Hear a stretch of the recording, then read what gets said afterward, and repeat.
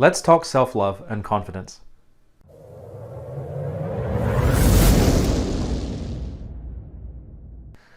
My name is Craig Mackay, and I'm a hypnotist and coach, and I wanted to just make this video to talk a little bit about self-love and confidence and some of the things I observe in working with clients.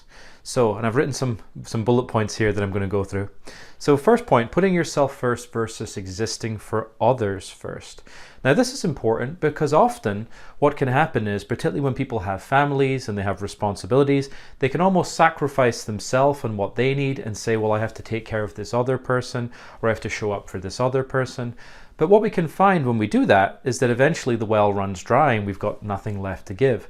You've probably heard the old cliche that you put on your own oxygen mask first so that then you can fully concentrate on helping somebody else with theirs. Well, that applies here too, to self-love, and also with confidence too. But we'll get into confidence a little later on. Number two, setting the intention for time for you. Now, this is an important thing. The truth is, many people will show up for other people first in terms of honoring a commitment, ahead of showing up for themselves.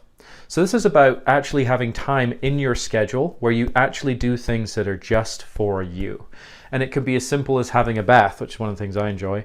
It can be taking a walk, or it can be taking time to read a book or to listen to some music, some things that are just for you. Ways that you show yourself that you care about yourself, that you love yourself, ways that recharge you, that fill you up again, that aren't for somebody else.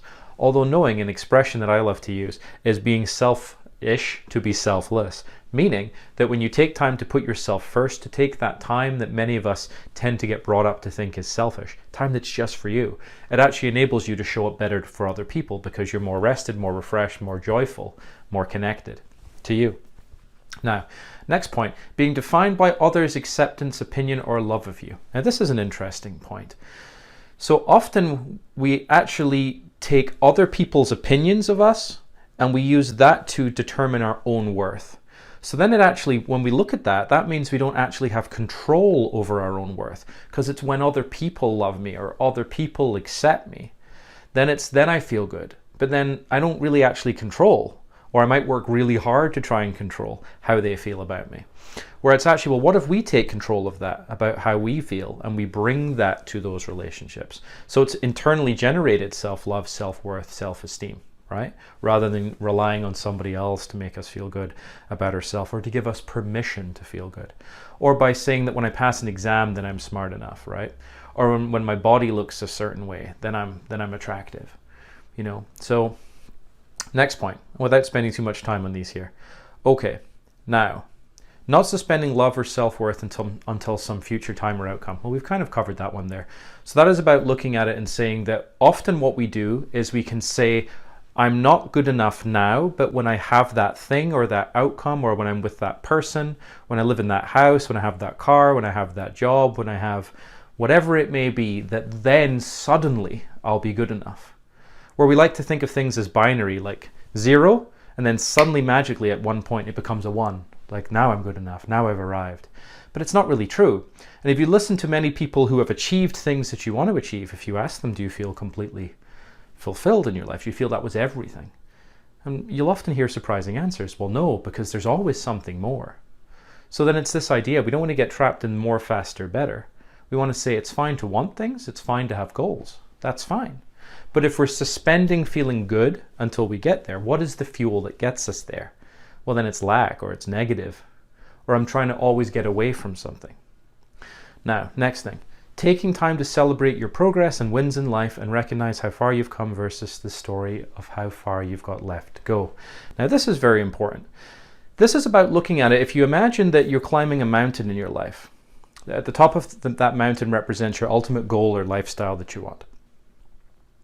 Now, many people in life, they're looking up that mountain and they're walking up that mountain and they feel like, oh, this is very difficult. I've got so far to go. But for most of us, if you actually take some time to turn around and look at how far you've come, you can recognize you've already endured a lot. You've already overcome obstacles. You've already found ways to be resourceful and to find ways around obstacles and through things that at times maybe were very difficult. So it's important to take time to celebrate where you have come from and to recognize that you have already made progress.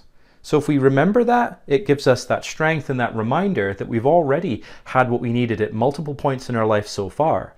So therefore, it's only logical to think that we can do so again in the future. Whereas if all we're looking at is where we've got left to go or what's missing, we're not going to feel good. We're not going to have good self-love. We're not going to have confidence. So celebrate yourself is what I'm saying there. Okay, next part. All feelings come from you. Now this is important. This is where I get into a little bit more detail here. There's certain expressions that people use, or maybe they don't think about what they actually mean. Like they might say, oh, I look up to this person. But what if they're smaller than you? Then what are you looking up to? Well, then you're looking up to your impression of that person. You make them 100 feet tall maybe, and you look up to that impression that you have of them, like, wow, they're a big person, even if they're not. So if we're not talking about their physical body or size, what are we talking about? The way that we represent them in our mind, right? So same thing if we say, I'm tired of someone looking down at me. Again, what if they're smaller than you? We're not talking about their physical body though. We're talking about that it feels like they're looking down at us.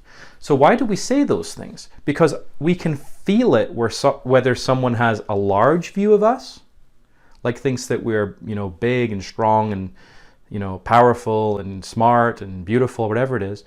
But we can also feel when someone thinks we're the opposite. Because our body language and our tonality, our choice of words, we're going to be able to feel those things from somebody else. But the reason I bring all of this up is that feelings don't actually come. Actually, I'll get to that one in a moment. What if we create an image of ourselves as the way that we want to be? So for instance, what if we were to imagine ourselves at a place in our life, feeling whole and loved and complete, with that self-love being there and present, feeling vibrant, feeling confident, feeling positive? What would that be like? Ask ourselves this, what would that be like?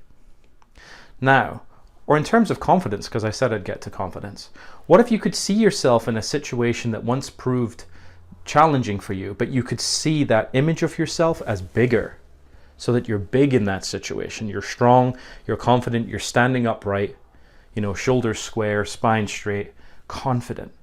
Right? What if you can see yourself that way? Because your subconscious can't tell the difference between what is real and what is vividly imagined. Can't tell the difference. Now, if you can mentally rehearse that you that you choose to be when you choose to be it, you actually build new connections in your brain, and practice makes permanent.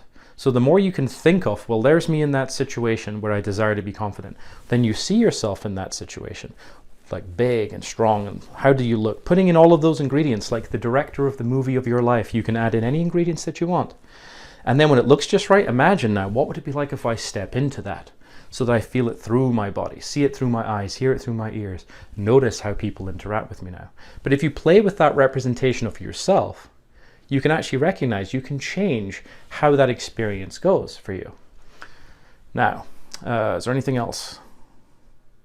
Okay, practice makes permanent on that. Now, I intended for this to be a 5-minute video, but I love talking about this stuff. But I'm going to wrap it up now. So again, I'm Craig Mackay for Freedom Hypnosis. And please hit the subscribe button and click the bell notification if you'd like to be kept up to date about more videos that I produce. And I hope this has been of value to you. I look forward to seeing your comments below. And take care. All the very best. Bye-bye.